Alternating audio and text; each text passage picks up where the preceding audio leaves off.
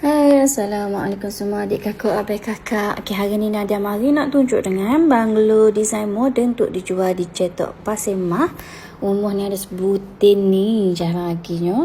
Keluasan rumah 1520 kaki persegi. Okay, ni bilik master bedroom. Tandah dia kita siap bui free gift water heater. Dalam bilik master kita bui pula sebutir aircon.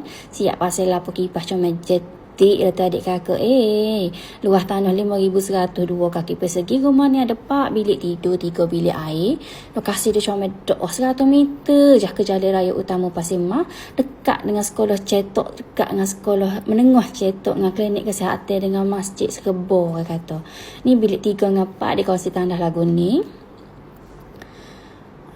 Okay, bilik free gift kita bagi tadi adalah water heater, lampu kipas, kabinet dapur atas bawah supaya tengok dalam video ni. Allah comelnya lah. Siap dengan cooking hook kita bui di dapur, pagola yang jeng air napi hai, partition kayu pun kita bui. Tak silap lagi kau dengan harga 390,000 sahaja.